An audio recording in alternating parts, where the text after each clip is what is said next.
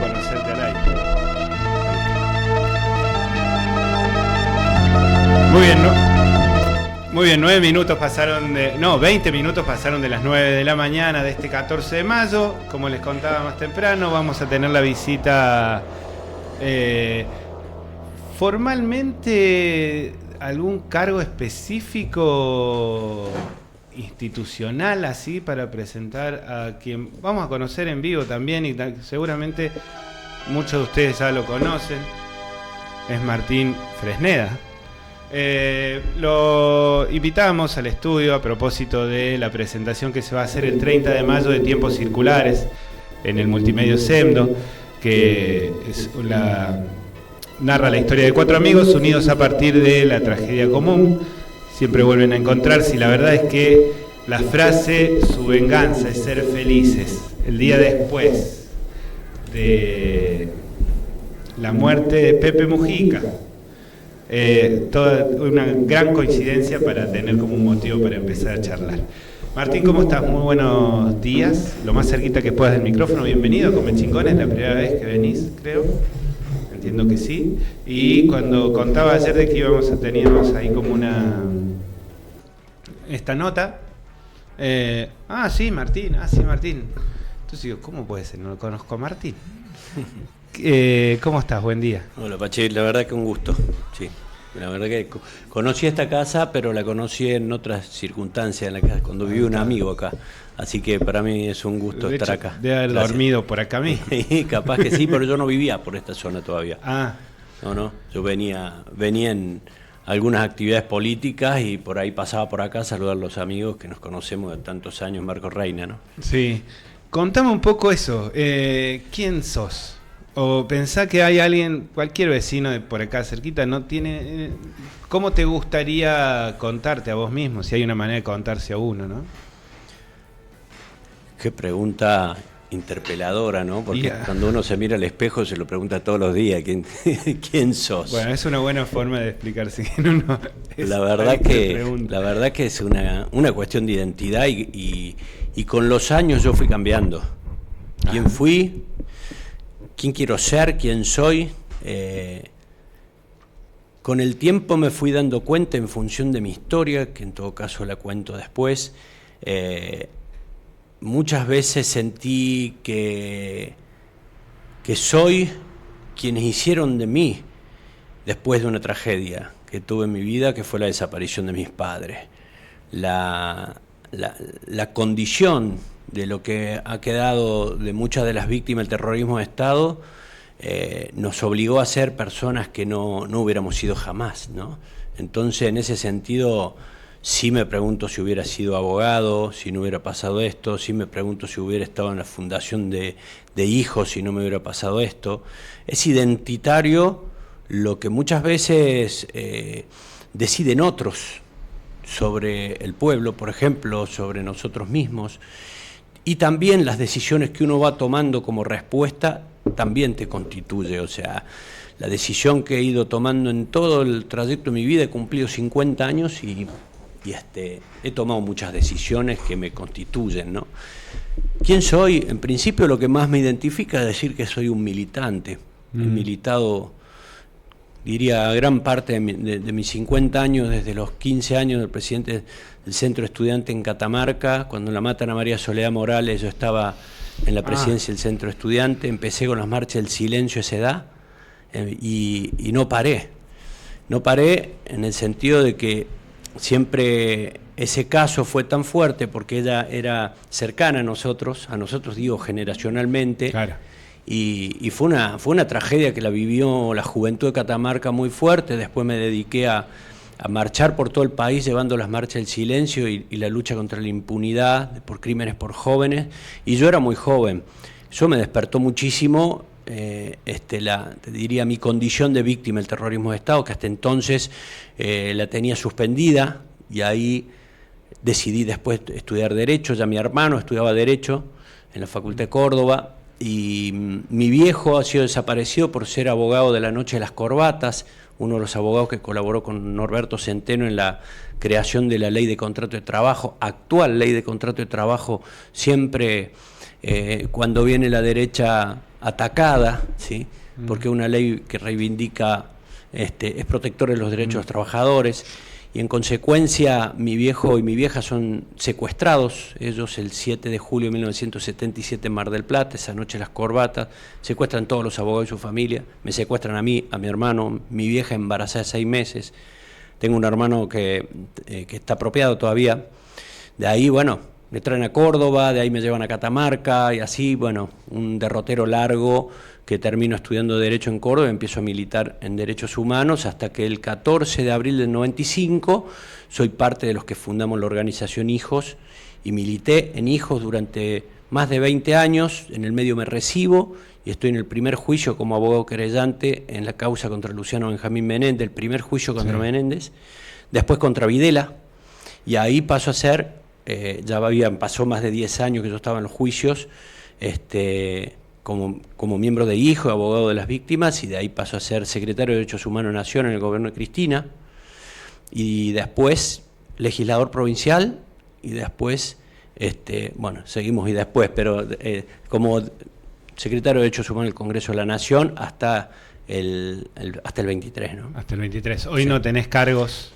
público no, ni tampoco cargos electivos. No, porque fui candidato a diputado nacional, pero no entré, pero también decidí ya no dar un paso al costado, tomarme un tiempo, no ejercer ningún cargo público, porque me pareció tiempo ya de no continuar en ese rol, ¿no? Me llevaron a Córdoba, después a Catamarca.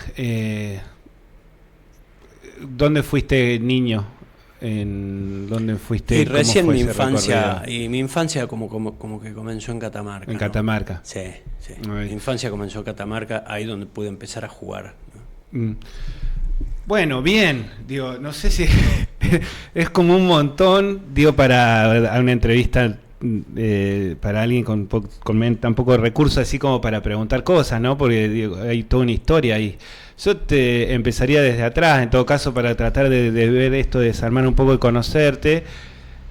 Tras la Sierra, ¿dónde entra en esa foto, ¿no? En esa historia, en esa película también, porque digo, tuviste la capacidad de contarnos en casi 2 párrafos, casi pudimos verlo, digo, todo ese recorrido. ¿Cómo llegas acá? ¿Cómo llegas a las Chacras, Villa de las Rosas? ¿Cuál ha sido el punto para estar desde acá en todo ese viaje, ¿no? Cuando yo termino la gestión con Cristina, terminamos realmente en 2015 muy agotados, muy cansados. La mayoría de los funcionarios han sido mucho tiempo. Y de alguna manera yo necesité frenar, necesité parar, y había 2 razones por las cuales detenerme, ¿no? El nacimiento de mi hijo Pedro, mi vínculo con Eugenia, que mi compañera, pero también había otro, que al poco tiempo yo tuve un evento cardíaco, ¿sí? Y que me intervienen así de golpe, y bueno, yo ya venía teniendo algunos problemas porque por todo. A lo Ricardo Darín sería. la verdad que había tenido problemas, pero qué sé yo, por ser joven, todo, la verdad que zafé un montón de veces. He vivido situaciones muy estresantes, te imaginarás las cosas que te he contado, claro. Y básicamente el tema de los juicios y la Secretaría de Derechos Humanos, después la legislatura no me pareció para nada estresante, pero sí es la situación de estrés postraumático cuando vos estás a 2.20, cuando das mucho más de lo que podés o de lo que deberías dar, ¿viste? Esas son las cosas que te suceden cuando estás o muy apasionado, muy comprometido, o estás con alguien como Cristina que te exige más de lo que podés, ¿viste? Entonces estás ahí, después bajás la guardia y te vienen todos los quilombos. Entonces me vino ese quilombito cardíaco y dije, bueno, una montaña me tiene que separar de los líos para que yo pueda frenar, ¿viste? Y efectivamente me vine para acá, tras la sierra, esta montaña roja me pareció alucinante para poder transitar otra etapa de mi vida, ¿viste? Y esa otra etapa de mi vida tenía que ver con conectarme conmigo mismo, con esto de quién soy, que vos decías, ¿no? Y ahora soy padre, qué maravilla, ¿no? No pude ser hijo, ahora soy padre. Y desarrollar una vida distinta porque siempre a mí me pareció bastante aburrido hacer siempre lo mismo, ¿no? Entonces cada 10 años es como que entro en una crisis de aburrimiento, y empiezo a buscar nuevos horizontes, a reinventarme, y en eso, bueno, tuve este quilombito y también tuve esta maravillosa motivación para empezar de nuevo. Me pareció un lugar espectacular. Yo venía a hacer campaña acá, vine muchas veces por los derechos humanos, por un montón de cosas, y nada, Tras la Sierra tiene ese lugar que lo elijo como un lugar en el mundo que lo elijo para mí, ¿no? Por mí, por mi hijo, para criar a mi hijo, para compartir con mi compañera, ¿no? Me da mucha curiosidad entender un poco tu generación. Fuiste fuerte en los 90, cuando había que ser recontra fuerte, y después entiendo que debes haber acumulado alguna forma de poder con el advenimiento del kirchnerismo, con 2003, 2004, ¿no? Con esta construcción de un mundo, wow, vamos que ahora sí, ¿no? Entiendo de que todo eso, mirado desde hoy, ¿cómo es? Porque fue una década muy importante en términos de construcción de derechos, en términos de todo esto, y en la misma vida, en los mismos 20 años, nos encontramos en una foto de hoy en donde, como volvemos a la década infame, volvemos a 1930. ¿Cómo es para un militante que construye desde organización, cuando nadie construye organización? El 95 era, la verdad es que el único lugar para construir organización era la resistencia, y desde esa resistencia construir ahí, imagino con bronca, con ira, con fastidio, con todo por hacerse, a esto que es más como casi como una retirada de la política, ¿no? Del bien público. Recién hablábamos de la economía de plataformas que quieren regularla, acá en Villa Dolores y qué sé yo, como no entendiendo de que como la organización parecería ser que estamos en una foto en donde, bueno, entramos a recorrer un camino de irnos, ¿no? De jubilación. ¿Cómo la vive un militante que pasa su vida, si no en este vértigo? Estos días, ¿no? Es curioso el prisma con el que vos elegís también para mirar la realidad, ¿no? Si yo hubiera sabido cómo iba a ser, yo no sé si lo hubiera elegido. Yo creo que la irresponsabilidad de la juventud, que es tan emocional, nos llevó también a poder convertirnos desde unos niños fragmentados, rotos, a ser sujeto político. Ahí hay un tránsito que es enorme y es puro amor. Hace poco cumplimos 30 años de que fundamos Hijos, y hay una metáfora que me parece maravillosa. Es en San Miguel, que es en Río Ceballos. Ahí fundamos Hijos. Y nunca me hubiera imaginado. Nosotros entramos, yo tenía 19 años, entramos por un túnel, porque era una minera ahí. Entramos por un túnel largo y entramos unos pibes. La verdad que lo único que teníamos era quizá vergüenza para contar nuestra historia, porque en ese momento éramos los hijos de los subversivos. Y después salimos a una organización a los 3 días. Y en ese encontrarse con quien de alguna manera siente genuinamente el dolor del otro, y desde ese lugar, el mismo lugar cuando se encontraban las madres en el banco de la Plaza de Mayo y les dijeron circulen porque era estado de sitio, así también a nosotros los hijos nos empujaron a que existamos, a que pongamos también nuestra impronta generacional. Pero vaya que nos encontramos con que había dicho Silingo en la Audiencia Nacional, en un canal, que tiraban vivos los detenidos desaparecidos al mar. Ahí fueron mis viejos. Se nos rompía la cabeza porque era un victimario diciendo lo que habían hecho con nuestros padres. Entonces de ahí, pero esa Argentina que yo vivía de impunidad era la Argentina de Menem y era la Argentina del neoliberalismo. Y era la Argentina en donde estábamos nosotros, los jóvenes de entonces, yo tenía 19, 20 años, al desamparo del Estado, al desamparo de la sociedad. Claro. Y en ese desamparo nos tuvimos que juntar. Y nos juntamos y nos empezamos a cuidarnos, empezamos a protegernos, empezamos a construir alianzas, empezamos a construir sociedad civil, empezamos a construir el campo nacional y popular, empezamos a pensar políticamente. Y después seguimos estudiando. Y después fuimos abogados, fuimos médicos, después nos constituimos como un colectivo, nos constituimos como un movimiento, y así fuimos creciendo y atravesando todas las contradicciones de los años 90. Esos años que eran de represión, esos años que eran de privatización, esos años que fueron de fragmentación, pero también de disputa de sentido sobre el Estado, sobre qué vida queremos, sobre una solidaridad que hoy no la veo, y hoy, por eso te decía, en el medio transitamos 5 presidentes que caían, cayó el modelo, y después vino en Latinoamérica una esperanza, y esa esperanza que es la esperanza que surgió justamente hablando del Pepe Mujica, cuando la primera vez que viajamos con hijos fue a la Asunción de Tabaré Vázquez. Claro. Y viajamos como organización, me acuerdo que viajamos con Emi Dambra, viajó el Movimiento de Derechos Humanos, con una decisión absolutamente firme. Yo viví en Córdoba, ¿no? Obviamente yo estoy acá en Tras la Sierra, mucho después, hace poco. Sí. Y tuvimos realmente un activismo que empezó a articularse con Latinoamérica. Hijo se expandió en todo el mundo, como hijos de las generaciones que lucharon, que fueron víctimas de los genocidios en Latinoamérica y en Europa también.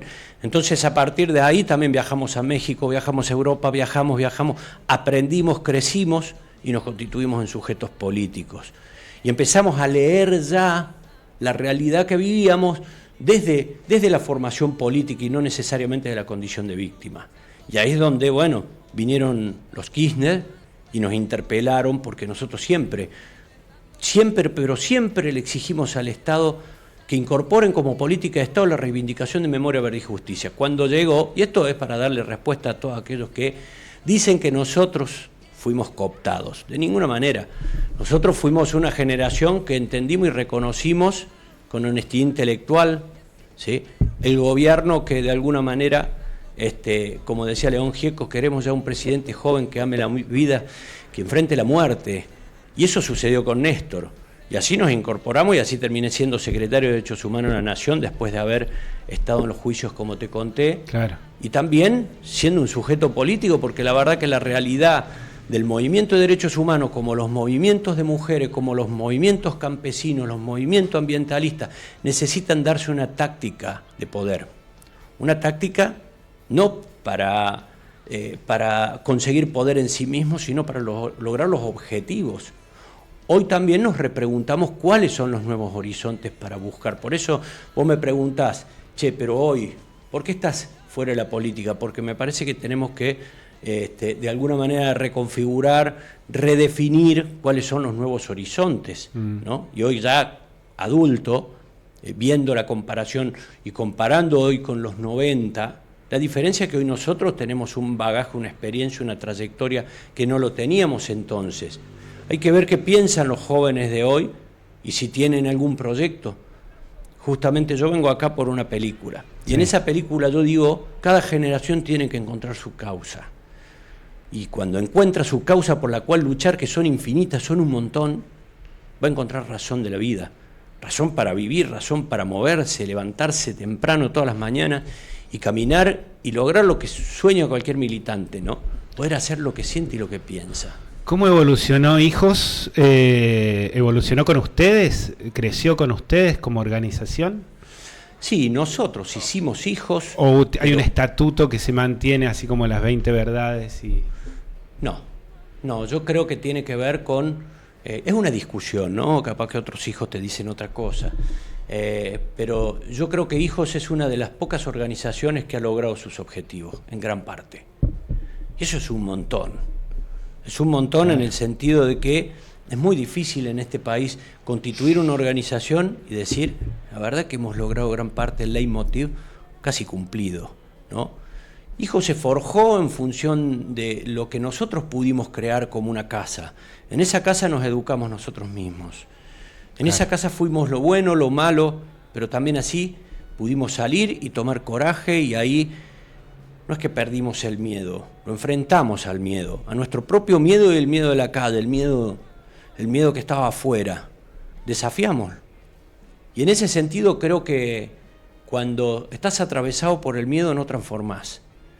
Nosotros pudimos desafiar el miedo, pudimos ir mucho más allá y y al mismo tiempo no quedarnos en el lugar de confort de los logros, sino también arriesgamos. Hoy compañeros fueron diputados nacionales, han sido claro, con todo lo que implica. Claro, han ocupado todos puestos que me parece que, por lo menos me parece muy, muy, muy hermoso a mí poder, como generación, porque nosotros no somos las generaciones de los perseguidos, de los torturados, de la generación de los 70, somos los hijos. Y en ese lugar, en esa posición, es que nosotros también queremos hacer política, es que nosotros teníamos que continuar con un horizonte de transformación para un mundo mucho mejor y también un mundo más igual. Y en ese sentido pudimos continuar. Esa cosa interrumpida por el terrorismo de Estado, que es ejercer libremente el pensamiento y hacer política, ¿no? Entonces eso ha sido Hijos también, un semillero de nuevos dirigentes políticos, sociales, que han podido desperdigarse en todo el mundo, en distintos lugares, y que desde esa identidad, desde esa fractura emocional del alma, que es la ausencia de nuestros padres, pudimos realmente encontrar una reparación en nosotros mismos y también exigirla, ¿no? Ese es Hijos. Hijos ha sido lo que nos cambió la vida para siempre. Claro. ¿No? Y ahí yo quería meterme en la película antes de que se nos termine el tiempo. También el viernes, bueno, y esto se transforma en una... Me gustó esto de que ustedes cuentan su historia, ¿no? Viste que a veces la intelectualidad, la teorización, la historia, va contando un poco la historia de un país, y ustedes están contando en tiempos circulares la historia de Hijos. Que ¿cómo entra acá esta película? ¿Qué es? Mira, en buena hora lo cuenta un director y un productor. Claro, por suerte alguien que edita, que sabe editar y que se... Claro, porque imagínate vos, si nosotros tuviéramos que hacer nuestra propia película, no la haríamos nunca. O sea, esto en buena hora tomó un productor y acá se cambia, quizá hay un cambio que es una intriga también, ¿no? Pero es como un documental. Es un documental. Es un documental contando una historia. Contando una historia, las 4 historias, pero desde la perspectiva de lo que ve un director. O sea, ahí donde aparece la magia y aparece una manera de contar la historia que yo no lo hubiera contado así. Porque nosotros somos mucho más aburridos para contar la historia. O sea, todo lo que te contaste ahora, punto, es aburrido. O sea, es aburrido, vos decís qué fuerte, qué loco, qué importante. Pero hay una parte en donde nosotros nunca contaríamos la historia desde cómo se encuentra, ¿sí?, entre el dolor y la felicidad. ¿Qué pasó ahí en ese tránsito? Porque nosotros, claro, hay un montón como dice eso, siempre volvemos a encontrarnos, y cada vez que nos volvemos a encontrar en guitarreada, en asados, celebramos la vida. ¿Y por qué celebramos la vida? Y bueno, ahí es donde encontré una punta donde tirar Andrés Dunajevich, que es el director, sí. Y cuento la historia de 4 amigos que somos hermanos en sí mismos y que esa historia en común, o sea, tampoco la voy a spoilear, a la película si van a verla. El final es impresionante. Es una manera distinta de contar la historia, claro. Cómo estamos acostumbrados a escuchar historias que tienen que ver con la dictadura, con la tragedia. Esto tiene más que ver desde una perspectiva, cómo salimos de ahí, desde ese lugar. ¿Tiene un objetivo interno de ustedes como organización de terminar de cerrar una historia o de abrir, en realidad? Una historia de, bueno, a ver, estas generaciones que vienen, acá hay algunas causas, las quieren agarrar, acá están. Está bien lo que decís, está bueno, pero no, esto no es una decisión de hijos, digamos. Sí, mira, a mí me pasó que yo estaba en un momento bastante introspectivo en mi vida y mi hermano me empezó a agitar, che, mirá, dale, ñato, a mí me dice ñato. Hay un director que quiere contar esta historia distinta, que esto, que lo otro. Yo la verdad que estaba bastante cansado de tener una exposición pública. Yo en algún momento, bastante tiempo, tuve mucha exposición pública y la verdad que me agotó, me cansó y me pareció que era momento de repliegue, ¿no? Y de callarme un poco. Cosa que, bueno, no se nota en esta entrevista. Pero no, está muy bien, está muy bien. Yo estoy recasado, así que has logrado algo muy interesante. Pero bueno, yo como que de alguna manera, no es que tanto que me cansé de mí, sino que también sentí... Fueron fuertes, ¿no? Esos últimos, no sé, con la fuertes. Muerte de Néstor hasta el 2015... Fue muy fuerte, pero más fuerte fue que nos gane Milei, digamos. Y en eso yo hice un parate porque sentí un piñón en donde personas muy allegadas, personas que bueno, eligieron un rumbo distinto al que nosotros propusimos, y eso me parece que mínimamente requería de que mi palabra tenía que ser repensada si quiero volver a salir a contar algo, a invitar algo, a marcar un horizonte. Y en ese sentido estaba muy introspectivo yo, planteando cuáles fueron, cuál es el ciclo agotado, en cuánto tenemos responsabilidad nosotros, qué nos pasó. Y en toda esa nube que yo estaba, viene este tema de tiempo circular y digo, uy, no puede ser que justo ahora. Entonces, bueno, así me van a ver un poco en esa película.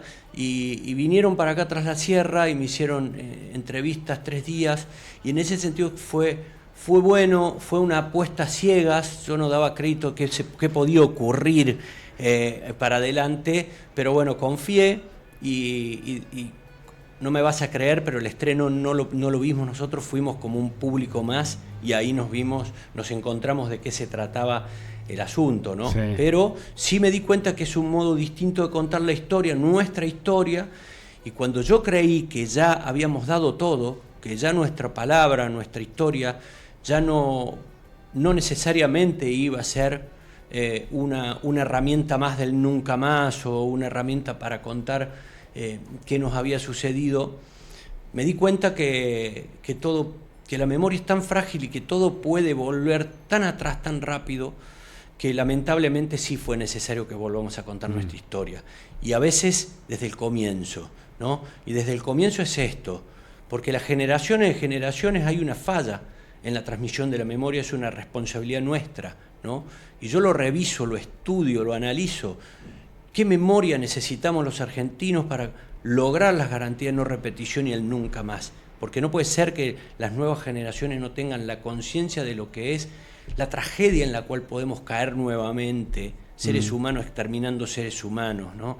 Y en ese sentido me parece que volver a contar la historia es parte, pero contarla distinto, ¿no? Volver a contar la historia es parte de una responsabilidad mía y de un colectivo, de mi colectivo, y en ese sentido por eso lo hicimos, ¿no? Por eso volvimos a contar esto y se convirtió en tiempos circulares, y que la verdad que está generando en todos lados. Cuando hicimos el estreno se llenó el pabellón, ahora nos vamos a Montevideo, estamos de gira. Están de gira, claro. Está buenísimo. ¿Se van a Montevideo cuándo? Nos vamos ahora pasó mañana, el 16, justo, bueno, lamentablemente murió Pepe Mujica, y porque estaba un poco la intención también de dedicarle a él y ir a verlo, y bueno, porque también allá ganó Orsi, entonces también existe un progresismo donde los derechos humanos son parte. Pega la vuelta. Sí, por supuesto. Así que vamos a estrenarla en la Citarrosa, que es como el Colón, ¿viste? Así que es hermoso lo que nos está pasando, porque de alguna manera, si bien nuestras historias son duras, también creo que lo que nunca habíamos reparado es que lo que pudimos lograr como generación también es poder disfrutar la vida y siempre aferrarnos a eso, ¿no? A la vida. Es tremendo la cantidad de frase fuerza que hay acá, es muy esperanzador. Como última dos, ustedes medio que atropellaron en su momento, ¿no? A los adultos, al mundo que se estaba construyendo, medio a las patadas y qué sé yo. ¿Cuál es el rol de los adultos nuestros ahora, aparte de contar la historia, ¿no? Aparecen adolescentes, chicos de 19 años, pasando un túnel, queriendo organizarse, diciendo todo esto es una cagada, lo que nos proponen, vamos a hacer otra cosa. O no, pero ¿cuál es el rol de nosotros, digo, nuestra generación, crecida en los 90, en esa historia? ¿Estamos todavía vigentes como para proponer futuros? ¿Estamos más para mirar y generar alguna herramienta? ¿Dónde te ubicás vos y tu generación en esta historia de, bueno, cómo se piensan los próximos 30 años? Para alguien con formación política, ¿no? Como en tu caso. Hay para mí 2 o 3 maneras de verlo al proceso y el rol que tenemos que cumplir. Es verdad, nosotros tuvimos que avanzar a los empujones y nos hicieron perder un montón de tiempo para que después esos mismos que no querían correrse dijeron la verdad que tenían razón. Bueno, nos hicieron perder el tiempo, ¿no? Si emerge un nuevo proceso con una nueva generación, no le hagamos perder el tiempo, por favor, sí los cuidemos, sí los observemos y sí no nos jubilemos antes de tiempo. Nosotros tenemos toda la experiencia porque también los jóvenes nos necesitan y nos necesitan jóvenes, no jubilados, nos necesitan al frente, al lado, cuidándolo, empujándolo, acompañándolo, siendo parte. Ahora sí tenemos que encontrar las nuevas causas, ¿no? Que muchas veces las vamos a revisar y vamos a repetirlas y vamos a seguir diciendo un mundo más igual, un mundo más amoroso, un mundo más democrático, un mundo en donde quepamos todos, un mundo con trabajo, con dignidad. Yo eso lo repito y lo voy a repetir porque creo que no hay sociedad, porque se viene un mundo donde nos vamos a tensar con las nuevas tecnologías y tenemos que tratar de que no queden del lado de los malos, ¿no? Las tecnologías usadas desde los lugares, las inteligencias artificiales. Tenemos que tratar de volver a constituir un nosotros, reencontrarnos, mirarnos a los ojos y decir qué queremos como sociedad en donde estemos parados, ¿no? Claro. Entonces, eso es una manera de vivir la vida, a mí me apasiona. Y el sujeto político oprimido que organizaría esa posible revuelta o esa forma, ¿dónde lo ves vos hoy? Yo lo veo en el trabajador, yo lo veo en las personas que son emprendedores, que se están buscando la vida todos los días y que en algún momento se van a dar cuenta que nadie se salva solo. Lo decía el Pepe Mujica una y mil veces. Porque un mundo mejor lo necesitamos todos y todas. El odio no nos lleva a ningún lado. La individualidad no nos lleva a ningún lado. Tarde o temprano todos vamos a caer en esa cuenta tan simple de la vida. Porque es tan corta en definitiva nuestra vida.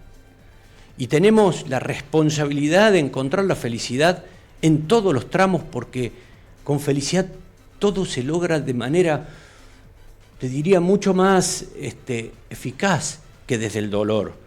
El dolor te mueve, sin duda, el odio también mueve, pero te aseguro que para que se garantice en el futuro, ¿sí?, una sociedad mucho más igualitaria, una sociedad en donde podamos transitarla con algunas condiciones mínimas de felicidad, te aseguro que tiene que ver con esas decisiones de encontrarse con el otro, de tratar de volver a buscar ese héroe colectivo de Oesterheld, tanto que ahora está en pugna la película, que realmente la ha visto medio mundo, ¿no? Sí. Como 1985, son también películas que también han llegado en una oportunidad zarpada para que podamos resignificar esos lugares. ¿Cuáles son los Oesterheld? ¿Cuáles son los Eternauta que en el traje que nos meteríamos cada uno de nosotros? Sí, seguro, primero para salvar a nuestros hijos, segundo para salvar nuestra comunidad. Entonces yo creo que tenemos que volver a construir comunidad, y realmente sentirnos que ese es el lugar desde donde volvemos a nacer todos los días, ¿no? Así que bueno, no es tan complejo. Lo que sí me parece que hay que volver a encontrar quizá esa condición de humildad para tratar de no conducir todo, sino que dejar que volvamos a un nosotros, encontrar ese nosotros, ¿no? Y para cerrar, ¿cómo se adapta eso? Que decís que yo entiendo desde una oficina, Secretaría de Derechos Humanos, desde un lugar con presupuestos o con por lo menos herramientas de organización, a el territorio Villa de las Rosas, Tras la Sierra, el departamento San Javier. ¿Hay forma de traducir esas herramientas, esa forma de hacer, o es más un desarrollo individual que trata de armar con los propios, con los que uno se va rodeando, con los vecinos? ¿Cómo transformamos esa batalla interna en política pública, ¿no? Si la ves por ahí también o no. La veo acompañando los procesos. Porque has estado en los dos lugares, digo, conocés las dos, sí, sin las duda, dos fotos. Sin duda, y he estado en el lugar de ser representante del pueblo también. Y en ese sentido me parece que la experiencia siempre sirve para compartirla, si no, no tiene sentido hacerla, ¿no? Y que tenga capacidad transformadora. Porque si tu experiencia es una experiencia que en su momento no transformó, ¿qué narrativa podés trasladar en un futuro? Claro. Autocrítica pura y cerrar la jeta. Ahora, yo estoy convencido que lo que nosotros hicimos transformó. Y estoy convencido que ese umbral alto es lo que justamente ha permitido que todavía exista un colchón económico, un colchón cultural que quieren destruir. Y en ese sentido creo que el bagaje de haber atravesado por la gestión pública de manera honrada y mirándole a los ojos a cualquiera, porque a mí me tocó que no me han podido encontrar ninguna irregularidad después que Macri decía el curro de los derechos humanos, que esto, que el otro vino Milei, todo, no me pudieron encontrar absolutamente nada porque hicimos las cosas muy honradamente. Y en ese sentido se puede transformar, se puede ser funcionario, se puede ser diputado, se puede hacer política siendo muy buena gente, mirándole a los ojos a las personas. El punto se trata de saber cómo querés vivir la vida. Y en eso sí creo que es muy importante no perder de vista que la política es la principal transformadora. Porque no hay transformación de un mundo mejor o un mundo en donde quepan las mujeres con la igualdad que se merecen vivir, y nosotros queremos ese mundo si no hacemos política, si no buscamos los votos, si no convencemos a la gente, si no nos volvemos a enamorar. Entonces para mí ahí hay un desafío. No le entreguemos la política a cuando se achica, a esos sectores vernáculos que por tener poder y por tener guita, ¿sí?, pueden trasladar sus ideas porque tienen los medios de comunicación, porque tienen la guita para salir a caminar todo, para comprar voluntades. Yo creo que el pueblo se tiene que volver a organizar. No sé desde dónde, cómo, pero estoy seguro que lo vamos a volver a lograr. O sea, mi rol para adelante es ese. ¿Cómo traslado mi experiencia? La traslado a quienes la necesiten. Sea radical, sea socialista, sea peronista. Yo soy peronista. ¿Sí? Me identifico ahí porque creo que hay que buscar volver a armar la comunidad organizada antes de estar pensando cómo disputamos los puestos de poder. Porque el puesto de poder sirve cuando tenés una comunidad organizada y sos representante de la comunidad. Ahora, cuando no representás a nadie, papurro, volvé al territorio y volvé a hablar con la gente. Y si tu palabra no representa a la gente, de un paso al costado y deja a los otros, ¿no? Impresionante. Bueno, si la idea era no, tranquilo, ¿viste? Charlar así tranquilo, no vamos a hacer nada, no charlemos mucho de política, estamos todo organizadito. No sería el caso, te digo. Bueno. Si el plan era ese, no sería el caso. No, la verdad, felicitaciones, gracias por la visita. No, Tiempos circulares en el auditorio de Semdo.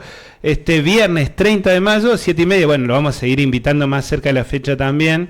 Ganador del Polo Audiovisual Córdoba, mención especial del Cine del Fin del Mundo, selección oficial Festival de Cine de las Alturas. Viene el director también acá como para que charlen, y usted y algunos de los protagonistas también van a estar. Sí, efectivamente, venimos. O todos. Creo que todo el equipo.